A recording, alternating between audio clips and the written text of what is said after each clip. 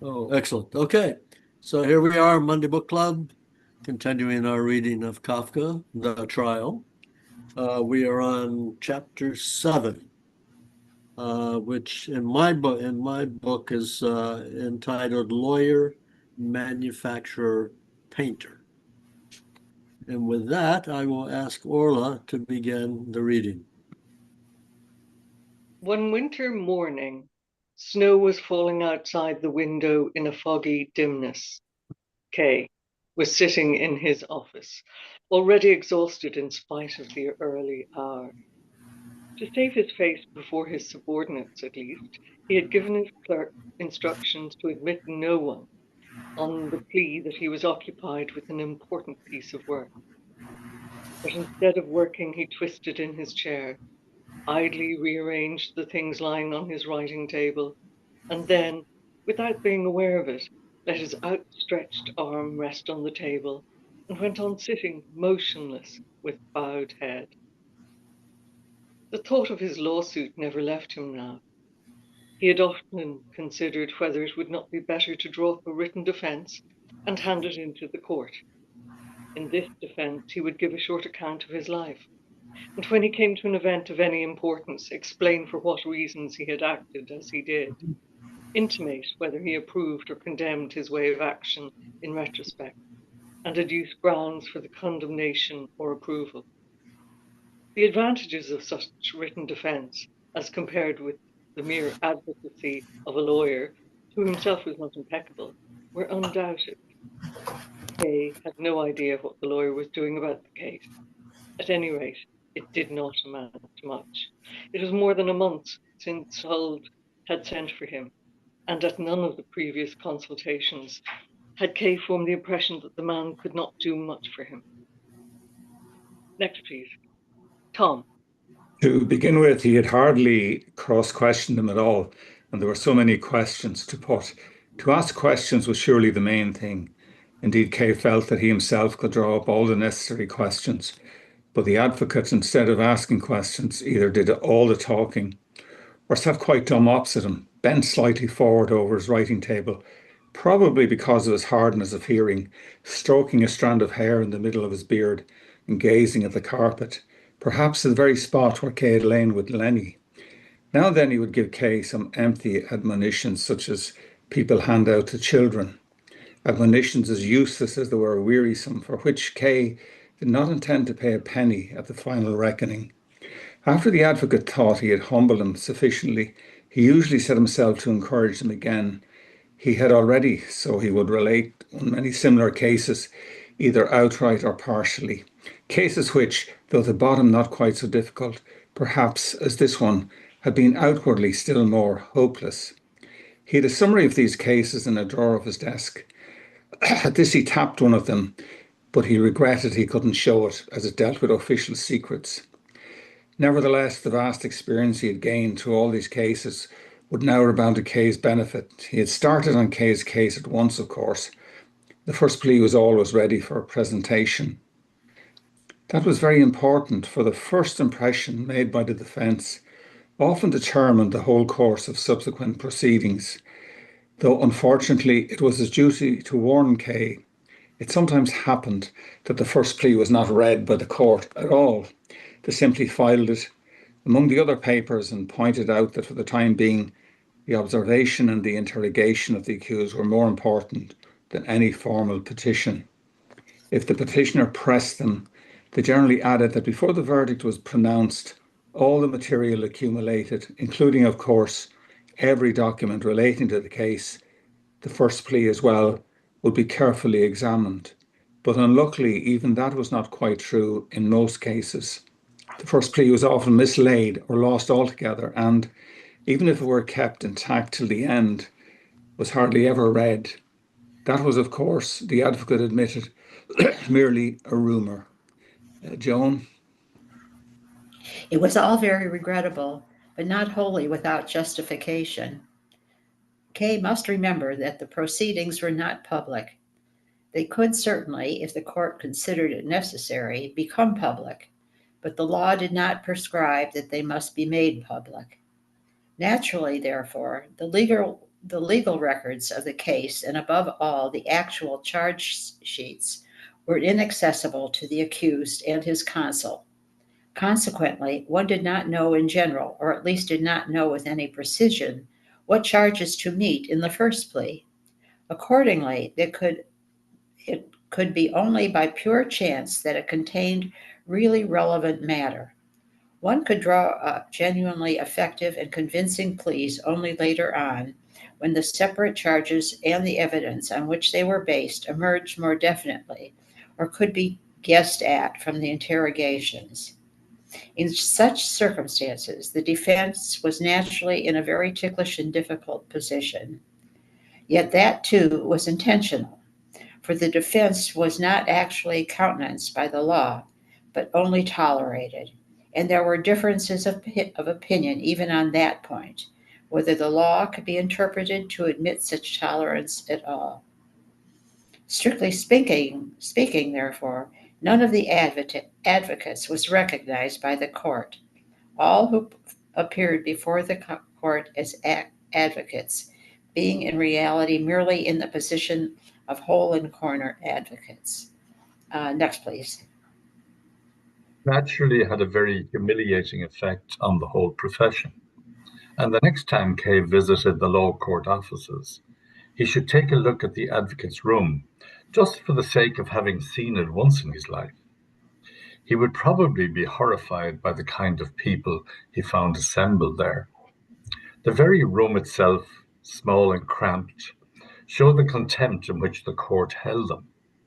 It was lit only by a small skylight, which was so high up that if you wanted to look out, you had to get some colleague to hoist you on his back, and even then the smoke from the chimney close by choked you and blackened your face.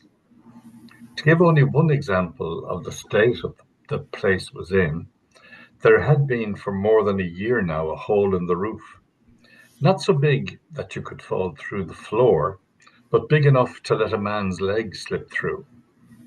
The advocate's room was in the very top attic, so that if you stumbled through the hole, your leg hung down into the lower attic, into the very corridor where the clients had to wait. It wasn't saying too much if the advocates called these conditions scandalous. Complaints to the authorities had not the slightest effect, and it was also strictly forbidden for the advocates to make any structural repairs or alterations at their own expense. Still, there was some justification for this attitude on the part of the authorities. They wanted to discourage defending counsel as much as possible. The whole onus of the defense must be laid on the accused himself. A reasonable enough point of view, yet nothing could be more erroneous than to deduce from this that accused persons had no need of advocates when appearing before this court. On the contrary, in no other court was legal assistance so necessary. The proceedings were not only kept secret from the general public, but from the accused as well. Of course, only within possible limits, but it proved possible to a very great extent.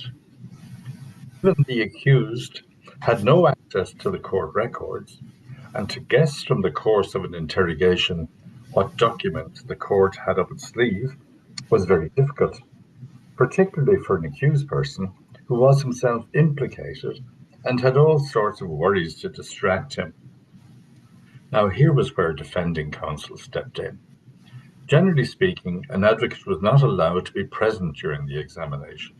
Consequently, he had to cross-question the accused immediately after an interrogation, if possible at the very door of the court of inquiry, and piece together from the usually confused reports he got anything that might be of use to the defense. But even that was not the most important thing, for one could not elicit very much in that way, though of course here, as elsewhere, a capable man could elicit more than others. The most important thing was the advocate's personal connection with officials of the court. In that lay the chief value of defense. Joe. Well, now, Kay will already have gleaned from his own experience that the lowest echelons of the court system are not entirely perfect, and that they contain negligent and corrupt employees. It is through them that, to some extent, the strict integrity of the court is breached. This is where the majority of the lawyers force their way in. Here there is bribery and plotting, and indeed there have even been cases of file theft, at least in earlier times. There is no denying that some surprisingly favorable results can temporarily be obtained in this way for the defendant. These little lawyers strut around and attract new clients on this basis. But for the further progress of the trial, it means either nothing or nothing good. Real value is only afforded by sincere personal relations with senior officials, which of course means only higher officials at the lower grades. This is the only way to influence the process of the trial, albeit imperceptibly at first, but more clearly later on. Of course, only a few lawyers have that capacity, and Kay's choice in this respect will have been very favorable. Perhaps there are only one or two other lawyers who could claim to have similar connections to Dr. Huld. Indeed, they don't take an interest in the company in the lawyer's room and have nothing to do with it either, which makes their connection with the court officials all the closer. It wasn't always necessary for Dr. Huld to go to court, to wait in the anterooms of the examining magistrates in case they appeared, and, depending on their mood, to aim for a mostly illusory success, or not even that. No, Kay will have seen it himself. The officials, among them quite high ones, come to him of their own accord, readily provide information, open or at least easily interpretable, and discuss the next stage of the trials. Indeed, they can even be won over in individual cases and are willing to adopt outsiders' views. However, in this latter respect, it is not best to trust them over much. However, definitely they express their new favorable attitude towards the defense. They may go straight to their offices and issue a decree for the next day that asserts just the opposite, and is perhaps even more severe towards the defendant than the view they first expressed, from which they then claim to have become wholly distanced. Of course, there's no defense against that, because what they said in private was only said in private and does not have any bearing on the public conclusion, even if the defense does not otherwise need to take pains to seek the favor of these gentlemen. On the other hand, it is also true, however, that the gentlemen are not in contract with the defense, of course, only with the expert defense lawyers. Simply out of love, right? Makes sense. Are not in contact with the defense, of course, only the defense lawyers, simply out of love for their fellow man or as a result of benevolent feelings. They are also, in some respects, dependent on them. Here we see the disadvantages of a court system that stipulates secret courts right from the start. The officials lack a connection with the population. They're well equipped for the ordinary average length trials. Such a trial rolls on almost of its own accord and only needs a nudge now and again. But faced with the very simple cases, as well as the particularly difficult ones, they are often at a loss because day and night they are constantly hemmed in by their law. They don't have a feel for human relations, and they can't manage without them in such cases. Then they come to this lawyer for advice, with an assistant walking behind them carrying their files. which are otherwise so secret. At this window, one could have come across many a gentleman whom one would not have expected to see there at all, looking disconsolately out into the street, while his lawyer would be studying the files at his desk in order to give them proper advice. And it was on such occasions as these that one could perceive how seriously these gentlemen took their vocation and how deeply they were plunged into despair when they came upon obstacles which the nature of things kept them from overcoming. In other ways, too, their position was not easy, and one must not do them an injustice by regarding it as easy. The ranks of officials in this judiciary system mounted endlessly, so that not even the initiated could survey the hierarchy as a whole. And the proceedings of the courts were generally kept secret from subordinate officials. Consequently, they could hardly ever quite follow in their further progress the cases on which they had worked. Any particular case thus appeared in their circle of jurisdiction, often without their knowing whence it came, and passed from it they knew not whither. Thus, the knowledge derived from a study of the various single stages of the case, this final verdict and the reasons for that verdict lay beyond the reach of these officials. They were forced to restrict themselves to that stage of the case which was prescribed for them by the law. And as for what followed, in other words, the results of their own work, they generally knew less about it than the defense, which as a rule remained in touch with the accused almost to the end of the case. So in that respect, too, they could learn much that was worth knowing from the defense. Should it surprise Kay then, keeping all this in mind, to find that the officials lived in a state of irritability which sometimes expressed itself in offensive ways when they dealt with their clients? That was the universal experience. All the officials were in a constant state of irritation, even when they appeared calm. Naturally, the petty lawyers were most liable to suffer from it. Next. The following story, for example, was current and had all the appearances of truth. An old official, a well-meaning, quiet man, had a difficult case in hand which had been greatly complicated by the lawyer's petitions, and he had studied it continuously for a whole day and night. The officials really were more conscientious than anyone else.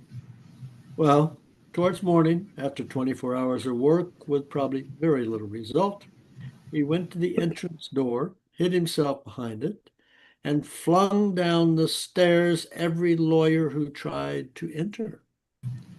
The lawyers gathered together below on the landing and took counsel of what they should do. On the one hand, they had no real claim to be admitted, and consequently could hardly take any legal action against the official. Also, as already mentioned, they had to guard against antagonizing the body of officials.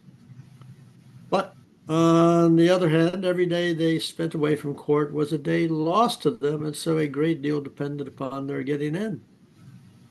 At last, they all agreed that the best thing to do was to tire out the old gentleman.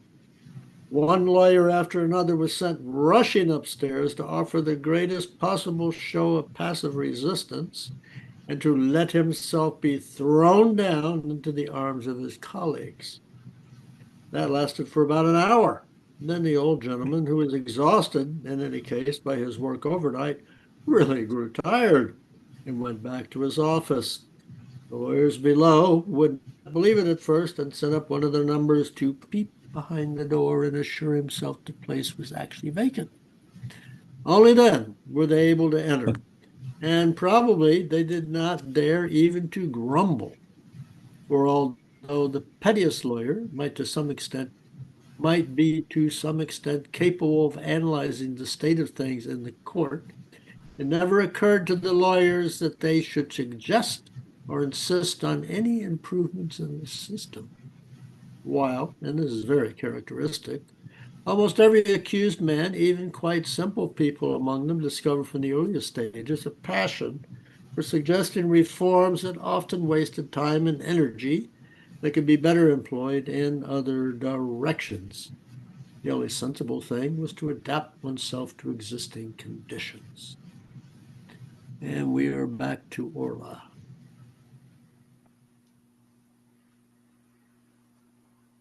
Even if it were possible to alter a detail for the better here or there, but it was simple madness to think of it, any benefit arising from that would profit clients in the future only, while one's own interests would be immeasurably injured by attracting the attention of the ever vengeful officials.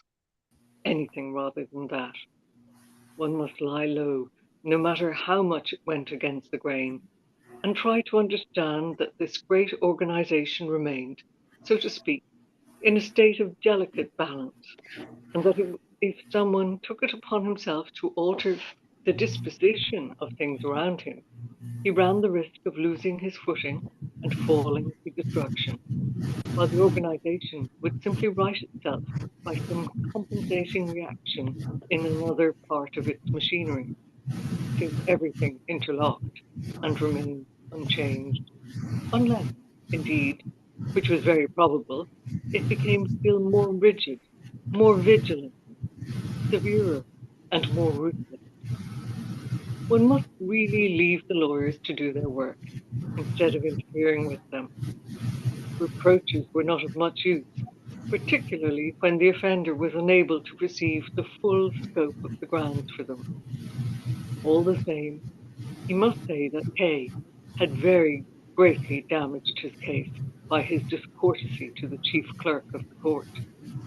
That influential man could already almost be eliminated from the list of those who might be got to do something for Kay. He now ignored clearly on purpose even the slightest reference to the case. In many ways, the functionaries were like children. Often they could be so deeply offended by the merest trifle. Unfortunately, Kay's behavior could not be classed as a trifle, that they would stop speaking even to old friends, give him the cold shoulder, and work against them in unimaginable ways. But then, suddenly, in the most surprising fashion, and without any particular reason, they would be moved to laughter by some small jest which you only dared to make because you felt you had nothing to lose, and then they were your friends again. Tom. It was both easy and difficult to handle them. You could hardly lay down any fixed principles for dealing with them. Sometimes you felt astonished to think that one single ordinary lifetime sufficed to gather all the knowledge needed for a fair degree of success in such a profession. There were dark hours, of course, such as came to everybody, in which you thought you had achieved nothing at all, in which it seemed to you that only the cases predestined from the start to succeed came to a good end, which they would have reached in any event without an advocate's help, while every one of the others was doomed to fail in spite of all your running about, all your exertions, all the illusory little victories in which you plumed yourself. That was the frame of mind, of course, in which nothing at all seemed certain, and so you could not possibly deny the suggestion that your intervention might have sidetracked some cases, which would have run quite well on the right lines had they been left alone. A desperate kind of self-assurance, to be sure, yet it was the only kind available at such times. These moods, for of course they were only moods, nothing more, afflicted advocates more especially when a case which they had conducted with all satisfaction to the desired point was suddenly taken out of their hands. That was beyond all doubt the worst thing that could happen to an advocate. Not that a client ever dismissed an advocate from a case. Such a thing was not done. An accused man, once having briefed an advocate, must stick to him, whatever happened. For how could he keep going by himself once he had called in someone to help him? So that never happened, but it did sometimes happen that the case took a turn where the advocate could no longer follow it. The case and the accused and everything were simply withdrawn from the advocate, and even the best connections with officials could no longer achieve any result, for even they knew nothing. The case had simply reached the stage Where further assistance was ruled out, it had vanished into remote, inaccessible courts, where even the accused was beyond the reach of an advocate. Then you might come home some day and find on your table all the countless pleas relating to the case, which you had drawn up with such pains and such flattering hopes. They had been returned to you because, in the new stage of the process, they were not admitted as relevant. They were mere waste paper. Joan? It did not follow that the case was lost, by no means. At least there was no evidence for such an assumption. We simply knew nothing more about the case and would never know anything more about it. Now, very luckily, such occurrences were exceptional, and even if Kay's case were a case of that nature, it still had a long way to go before reaching that stage. For the time being, there was abundant opportunities for an advocate's labor, and Kay might rest assured that they would be exploited to the uttermost. The first plea, as before mentioned, was not yet handed in, but there was no hurry. Far more important were the preliminary consultations with the relevant officials, and they had already taken place. With only partial success, as must be frankly admitted, it would be better for the time being not to divulge details which might have a bad influence on Kay by elating or depressing him unduly. Yet this much could be asserted, that certain officials had expressed themselves very graciously and had also shown great readiness to help, while others had expressed themselves less favorably, but in spite of that, had by no means refused their collaboration. The result on the whole was therefore very gratifying, though one must not seek to draw any definite conclusion from that, since all preliminary negotiations began in the same way, and only in the course of further developments did it appear whether they had any real value or not. Donna? At any rate, nothing was yet lost, and if they could manage to win over the chief clerk of the court, in spite of all that had happened, various moves had already been initiated towards that end, then, to use a surgeon's expression, this could be regarded as a clean wound, and one could wait further developments with an easy mind. In such and similar harangues, the advocate was inexhaustible. He reiterated them every time Kay called on him. Progress had always been made, but the nature of the progress could never be divulged. The advocate was always working away at the first plea, but it had never reached a conclusion, which at the next visit turned out to be an advantage, since the last few days would have been very inauspicious for handing it in, a fact which no one could have foreseen. If Kay, as sometimes happened, wearied out by the advocate's volubility, remarked that, even taking into account all these difficulties, the plea seemed to be getting on very slowly, he was greeted with the retort that it was not getting on slowly at all, although they would have been much further on by now had Kay come to the advocate in time. Unfortunately, he had neglected to do so, and that omission was likely to keep him at a disadvantage, and not merely a temporal disadvantage either. The one welcome interruption to these visits was Lenny, who always so arranged things that she brought in the advocate's tea while Kay was present. She would stand behind Kay's chair, apparently looking on, while the advocate stooped with a kind of miserly greed over his cup and poured out and sipped his tea. But all the time she was letting Kay surreptitiously hold her hand. There was total silence. The advocate sipped. Kay squeezed Lenny's hand, and sometimes Lenny ventured to caress his hair. "Are you here still?" the advocate would ask after he had finished. "I wanted to take the tea tray away again," Lenny would answer. There would follow a last hand clasp. The advocate would wipe his mouth and begin again with a new energy to harangue Kay. Was the advocate seeking to comfort him or to drive him to despair? Kay could not tell, but he soon held it for an established fact that his defense was not in good hands. It might be all true, of course, what the advocate said, though his attempts to magnify his own importance were transparent enough, and it was likely that he had never till now conducted such an important case as he made Kay's out to be. But his continual bragging of his personal connections with the officials was suspicious. Was it so certain that he was exploiting these connections for Kay's benefit? The advocate never forgot to mention that these officials were subordinate officials, therefore officials in a dependent position, for whose advancement certain turns in the various cases might in all probability be of some importance. Joe. Might they be using the lawyer to achieve such developments, which were, of course, always disadvantageous to the defendant? Perhaps they didn't do this at every trial. Certainly, that wasn't likely. Then again, there were probably trials in the course of which they granted certain favors to the lawyer in return for his services, because it was also important to them to keep his reputation undamaged. But if that really was the case, how would they intervene in Kay's trial, which, as the lawyer said, was a very difficult and therefore important trial, and which had, at its outset, attracted a great deal of attention at the court? What they would do couldn't be in much doubt.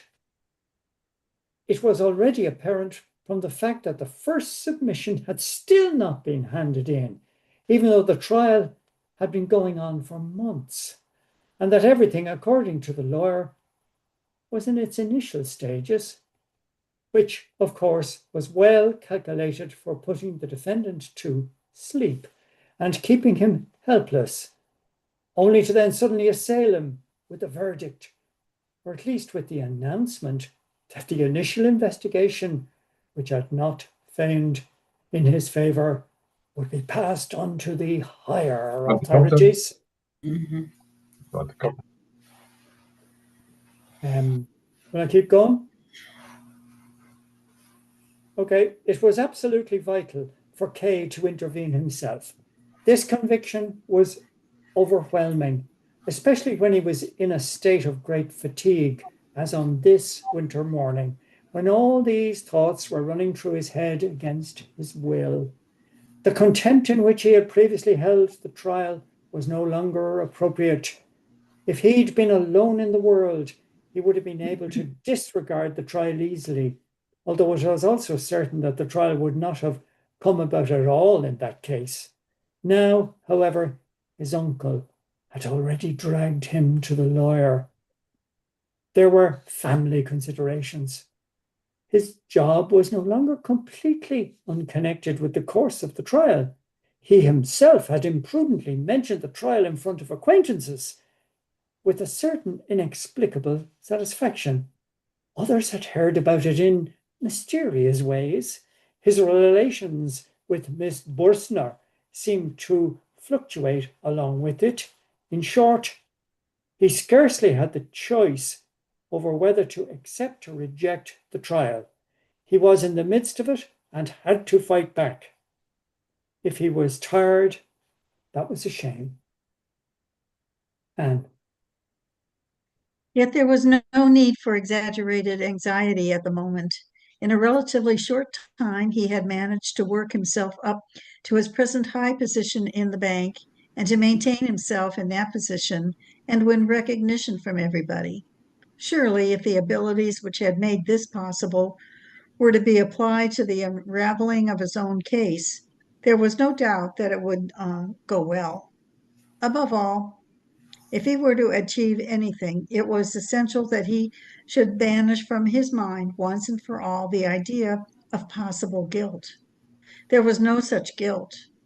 This legal action was nothing more than a business deal, such as he had often concluded to the advantage of the bank, a deal within which, as always happened, lurked various dangers which must simply be obviated. The right tactics were to avoid letting one's thoughts stray to one's own possible shortcomings and to cling as firmly as one could to the thought of one's advantage. From this standpoint, the conclusion was inevitable that the case must be withdrawn from Dr. Hull as soon as possible, preferably that very evening. According to him, that was something unheard of, it was true, and very likely an insult. But Kay could not endure that his efforts in the case should be thwarted by moves possibly originating in the office of his own representative. Once the lawyer was shaken off, the petition must be sent in at once, and the officials be urged daily, if possible, to give their attention to it. This would never be achieved by sitting meekly in the attic lobby like the others with one's hat under the seat. Kay himself, or one of the women, or some other messenger must keep at the officials day after day and force them to sit down at their desks and study Kay's papers instead of gaping out into the lobby through the wooden rails. These tactics must be pursued unremittingly. Everything must be organized and supervised. The court would encounter for once an accused man who knew how to stick up for his rights. Next. And even though Kay believed he could manage all this, the difficulty of drawing up the petition seemed overwhelming. At one time, not more than a week ago, he had regarded the possibility of having to draw up his own plea with merely a slight feeling of shame. It never even occurred to him that there might be difficulties in the way. He could remember that one of the mornings, when he was up to his ears in work, he had suddenly pushed everything aside and seized his jotting pad with the idea of drafting the plan for such a plea and handing it to Dr. Hull by way of egging him on. But just at that moment, the door of the manager's room opened, and the assistant manager came in laughing uproariously. That had been a very painful moment for Kay. Though, of course, the assistant manager had not been laughing at the plea, of which he knew nothing, but at a short story from the stock exchange, which he had just heard, a story which needed illustrating for the proper appreciation of the point. So the assistant manager, bending over the desk, took Kay's pencil from his hand and drew the required picture on the page of the jotting pad which had been intended for the plea. Today, Kay was no longer hampered by feelings of shame. The plea simply had to be drawn up. If he could find no time for it in his office, which seemed very probable, then he must draft it in his lodgings at night. But if his nights were not enough, then he must ask for furlough. Anything but stop halfway. That was the most senseless thing one could do in any affair, not only in this business. No doubt, it was a task that meant almost interminable labor. One did not need to have a timid and fearful nature to be easily persuaded that the completion of this plea was a sheer impossibility, not only because of laziness or obstructive malice, which could only hinder Dr. Hull, but because to meet an unknown accusation, not to mention other possible charges arising out of it, the whole of one's life would have to be recalled to mind, down to the smallest actions and accidents, clearly formulated and examined from every angle. And besides, how dreary such a task would be. It would do well enough, perhaps as an occupation for one's second childhood in years of retirement, when the long days indeed needed filling up.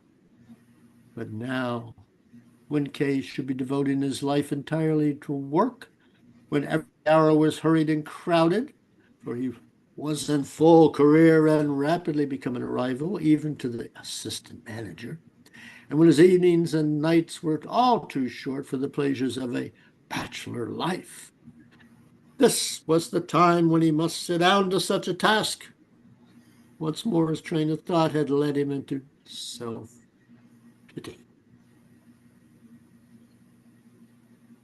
Perhaps someone else can finish this paragraph here. So that would bring us back to Orla.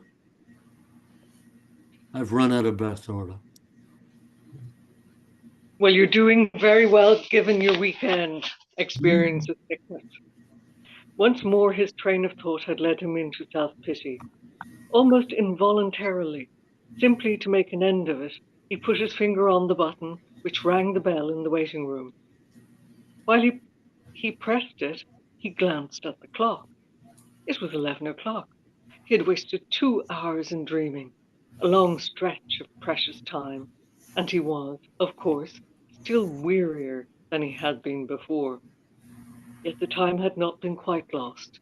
He had come to decisions which might prove valuable. The attendants brought in several letters and 2 cards from gentlemen who had been waiting for a considerable time. They were, in fact, extremely important clients at the bank who should on no account have been kept waiting at all. Why had they come at such an unsuitable hour? And why, they might well be asking in their turn behind the door, did the assiduous K allow his private affairs to usurp the best time of the day? Weary of what had gone before and wearily awaiting what was to come, K got up to receive the first of his clients. Read up there. Right, thank you very much. My God. But we've learned a lot. Yeah. Haven't we? Like I had no sensation of time, but the word snow in the first sentence is time is passing, and then we discovered that the submission has been worked on now for almost a year. He calls it almost a year and many months in another place. So let's say the guts of a year has passed since we started reading the book. Mm-hmm. So you get a much better sense of time. Yeah. And also, he's not as high an official as he keeps telling us. Like he's subordinate to the assistant manager. Mm-hmm. And I wondered about that last week when a lot of post had to go out, and that was an important day for him. He had to be working with the clerks, Well, supervising the outgoing post is not really the role of a very senior official in a bank, Mm-hmm. So, But he does have his own room. he does, and people. I would say he regards everyone who waits outside as very important for the bank. But I think there's an element of self-congratulation every time he tells us this. This thing, which is all right. Okay, we're getting to know him. If anybody ever comes across a book titled something like, this is the book I'm looking for, A Lawyer's Analysis of Kafka's The Trial. Yeah. Seems to me there's got to be a book approximately of that nature somewhere. Yeah, I studied, as part of my accountancy, I studied the history of the legal system and its development and emergence. You do all that sort of stuff. And it's very like what I knew, from my textbooks. Like it survives in our language on this side of the Atlantic. We don't have lawyers. We have solicitors. People who solicit, and they solicit from barristers. Who the bar there is not a public house. It's the bar. The king held his court. The king was on the throne, and around him the courtiers. And people with pleas were stopped from approaching by a bar. So you have these guys stand literally. So barristers. Is that the bar and barrister? That's the bar and barristers. They are people who stand at the bar, and they try to catch the attention of the courtiers, and say, Sir Duncan, a citizen who has lost a cow, and it's been stolen by his neighbor, and if you're lucky, that he may take it to the king and come back with an instruction, be directed that the king demands the cow be returned to this man. You see, and that's the beginning of law. But the solicitors don't even get into the court. They meet, the barristers, they have little desks or offices somewhere here or there, or their homes, and barristers go into them to collect cases. And then the solicitors say, I've got friends in court, who can do this for you.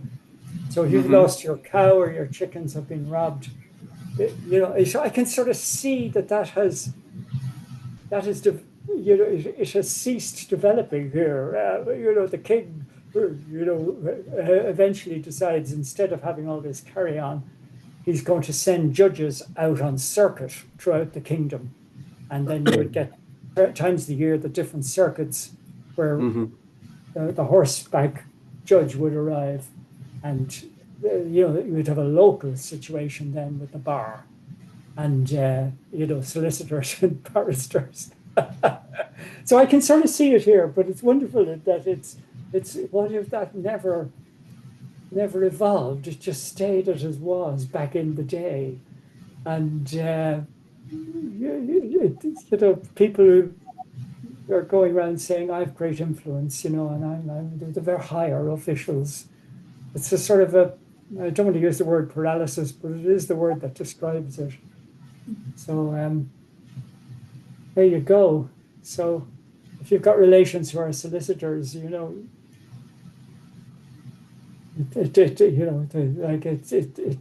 the what do they call themselves? The world's second oldest profession. The second oldest profession? Yeah. Some ladies of an older profession solicited a totally different type of business. I don't know if that's any help, but that was running through my mind. I was laughing. I could see the humor of it. They just have never developed. But is the bank? I wanted to ask about the bank manager and the whole. Is he like the bank manager? Okay, so he's assistant to the assistant manager. So that's a capital city, and that's some enormous bank. Yeah. So he's like the bank manager is like the CEO of a bank. Oh no. The bank manager, like the CEO of a bank, would be the chairman of the board. And if we were to look in grades, depending, I have no idea the size of the city or what. But if you've got an international bank, it's got a board of directors and an administrative board. A branch of a bank, it's like a post office. Yeah, he's just another bureaucrat. Yeah. The bank manager would be answering to the regional manager, who would deal with the whole county, perhaps, or collection of counties. And but if we're 10 grades, those guys are grade 8, 9, and 10, sort of thing, And then you have the people with no grades, the apprentice clerks outside who are in their 30-year apprenticeship. So it's a very static society, I would think. And, we had this very odd, and I think what we read today really gets it across really well. Everybody is enmeshed.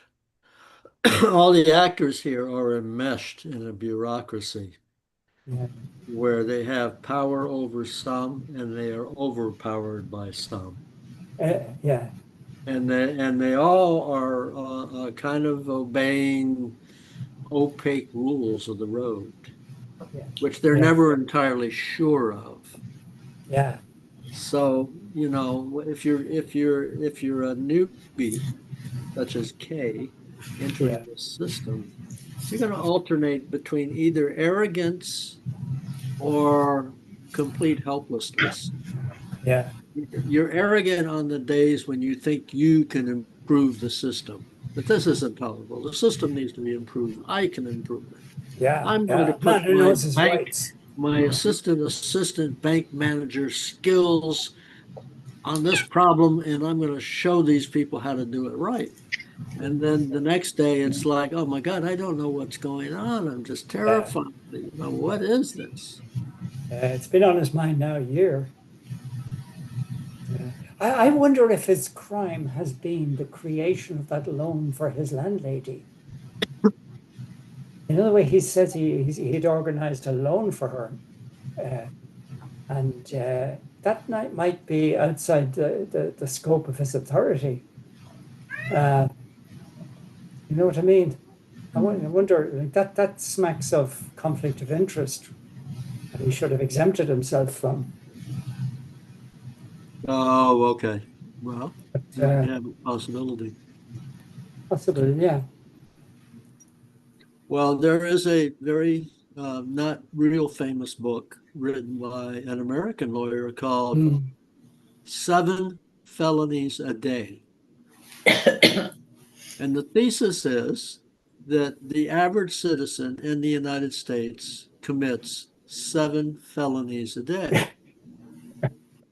And the only reason that we have not been accused of one of these felonies is there's been felt no need to do it yet. Yeah. But if the higher ups ever decide to prosecute for other reasons, they have a banquet of choices. And then the rest of the book goes into explaining how this is done, et cetera, et cetera. Yeah. The simplest example that I remember that he gives is he says, you know, all establishments have fire laws. Yeah. And that, you know, you can only have so many people in the room. You got to have so many fire extinguishers. You got to have so many exits. You got to keep the doors open. And he said, the fact of the matter is that these rules are so complicated that almost nobody fulfills them all. Yeah. So if you're a business person and you complain about the powers that be, one of the options that the powers that be have is to send the fire marshal down. Oh yeah. To take a look at your building. Yeah. That's a well-worn trail. I in no less place than a well-known pharmacy in Dublin. I heard that threat being made.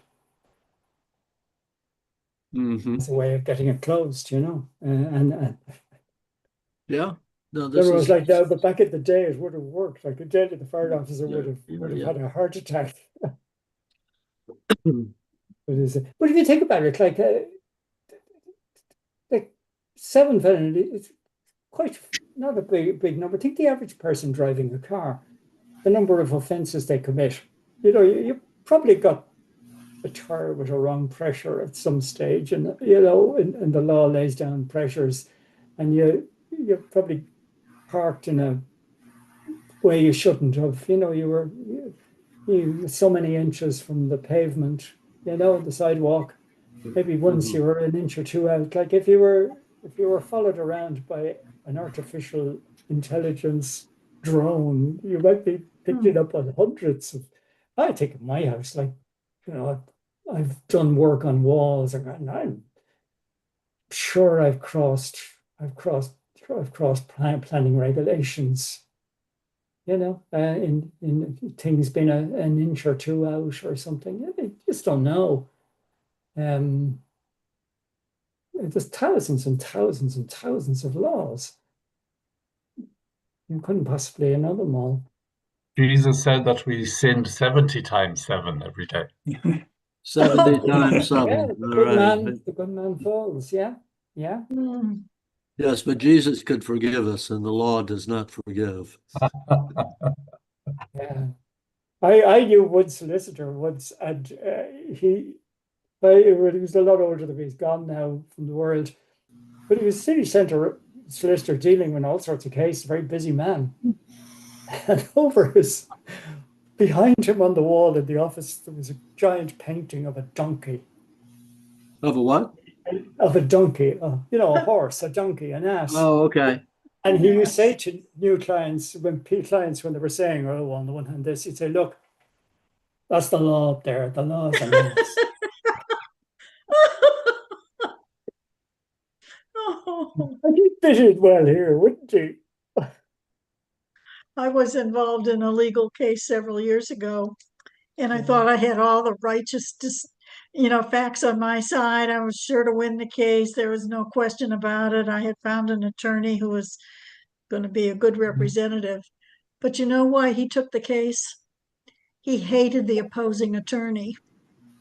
Yeah. All he wanted was to see that guy fail, which is, I won the case because he hated the Attorney. opposing that is attorney. Yeah. I mean, I'll just never forget it. Yeah, there's always personal Yeah. aspects to these things. But in this selection, I thought what was interesting is there didn't seem to be any obligatory stance in advancing a case. That they were stagnant at every point, and then Yeah. there was room for the attorneys to factor in something else to, something solved on their terms Yeah. rather than from any law case. Yeah. And yeah, and You hear that phrase, the new phrase that's around called lawfare. That it's a form of warfare, lawfare. oh, Yeah, yeah, you bring court cases, like immediately there's an outbreak of war somewhere in the world. You see cases being brought against the leaders in different parts and the people financing. So all cases, in the case of Russia, being brought against shipping and oil industries and gas industry all over the place.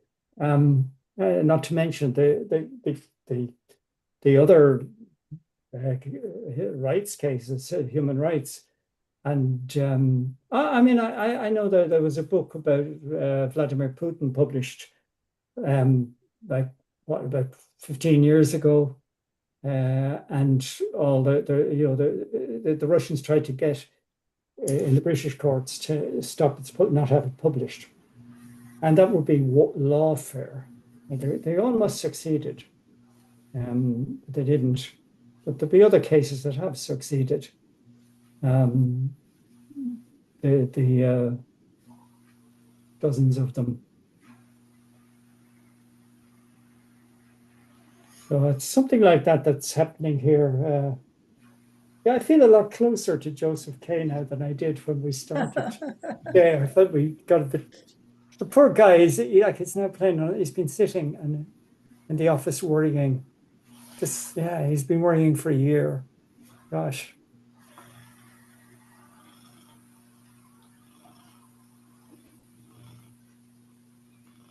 Is that how long this is? I missed so much. Is that how long this has been going on? A year?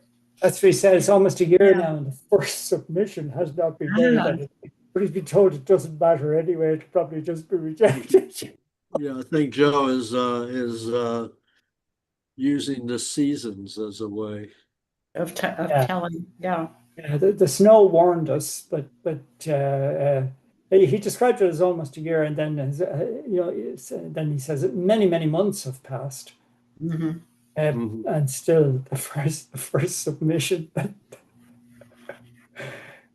Well, see, but that could be just a strategy anyway to wear out the litigant. it's very good for the fee as well. Yeah. Oh, yeah. We're involved in another situation where I think the attorney will be just collecting on what we return. We're trying to return a bequest to Yeah. an estate, and I think they've dragged it out so long that the attorney's fees will welcome the reimbursement of the scholarship to the estate.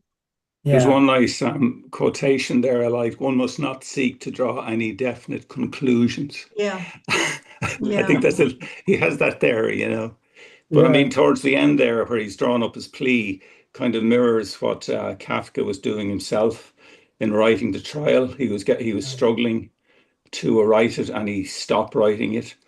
and he actually Mhm. took a holiday as well. And he kind of mentions there that I must take time off work, and that he Yeah. had to work at nights and so forth like that, you know.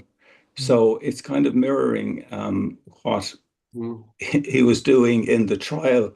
I mean, he began writing the trial in August, I think, 1914, and he finished it in January 2015 or thereabouts. Well, it's unfinished really, but yeah. Yeah. So he was struggling with it right For a through. year.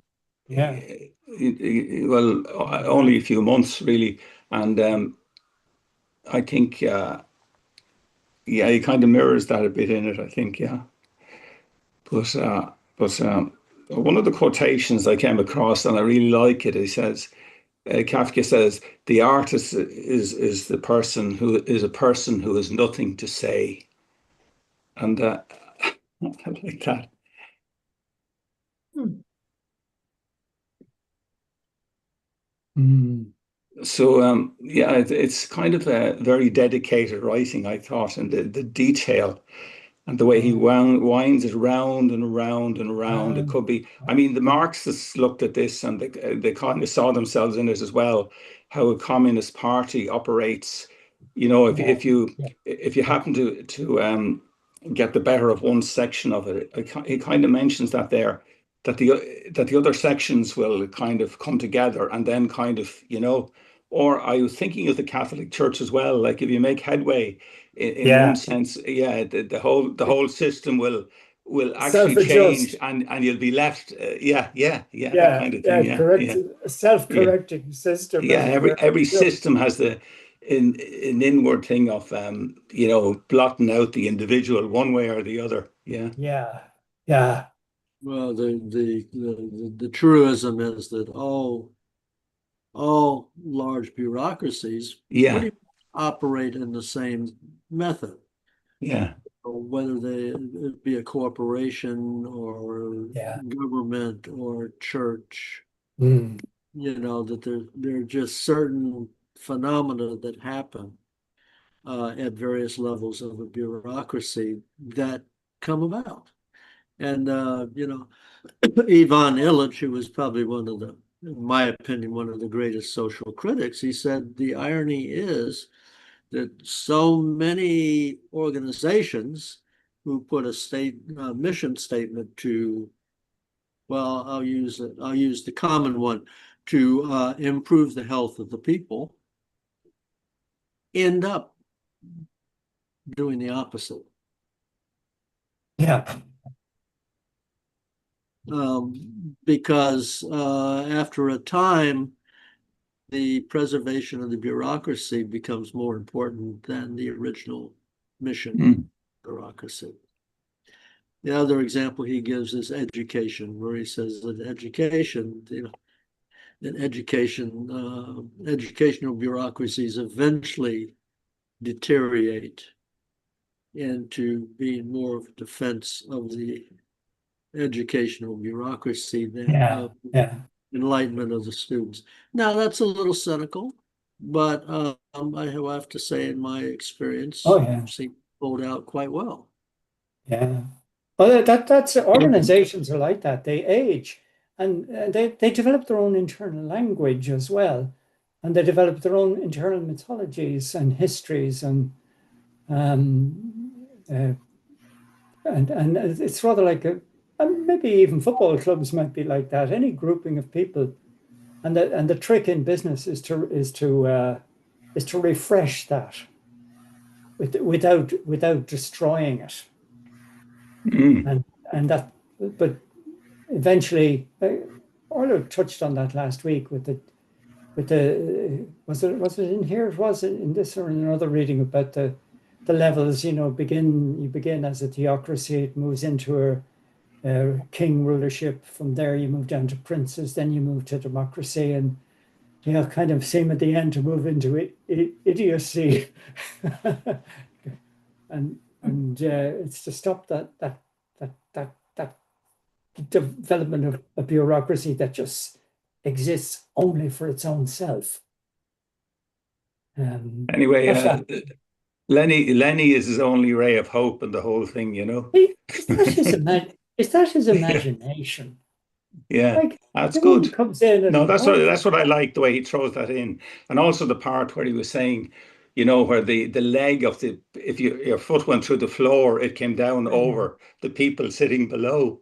Yeah. And yeah, yeah, one of the things that fascinates me is the buildings. They're always small, as they were in Prague, where he grew up, you know, and you know, they're in the attics or the kind of, you don't know. I mean, they're calling them courts and all this kind of stuff, but they're all in rooms or small rooms or something, you know, and they're always um, clustered or they're always crowds together, you know. yeah, Yeah.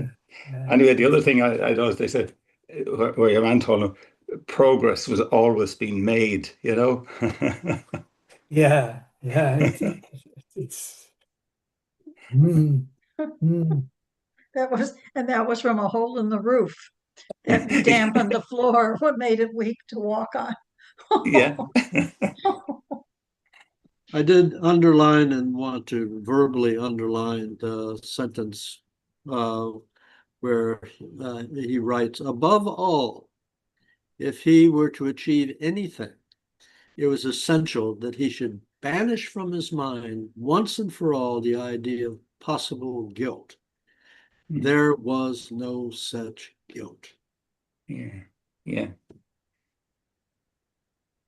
You know, Mm. of course, can be doubted. The lady doth protest too much. Ah, boy, that is always a possibility. But on the other hand, if you conveyed any sense of guilt, then the courts would be more convinced that you should be condemned.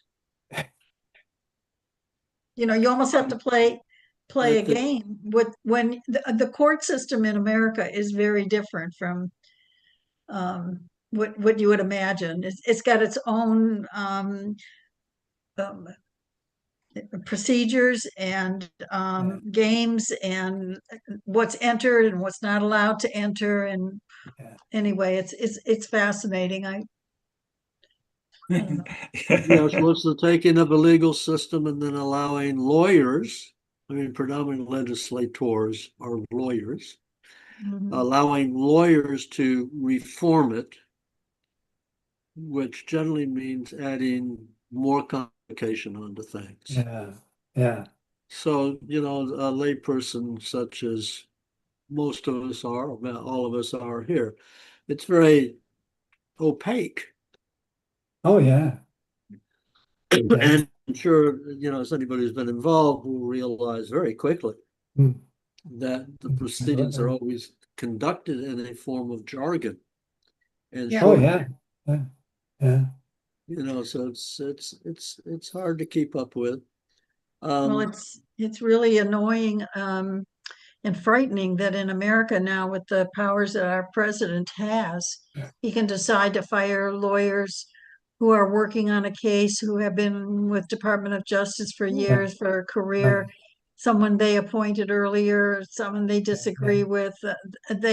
Any verdict can be thrown out by the president. It's so corrupt. Yeah, settling scores. Yeah, I am ultimately hopeful, Thank but you. it's going to be very dark getting to that hope. But I think eventually an increasingly number of people will see that to allow the legal system to devolve into a personal vendetta system simply is not the way to go.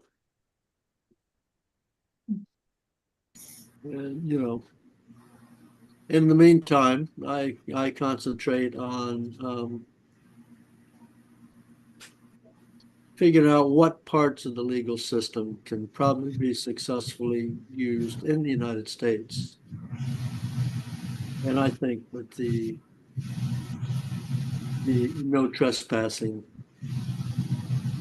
laws nationally and in Texas are extremely important. Oh, that's interesting. That authorities cannot enter into any private space, whether it be business or personal, without a judicial warrant. I think that's an extremely important bit of the law, which it was, if it's ever overthrown, it's almost game over at that point.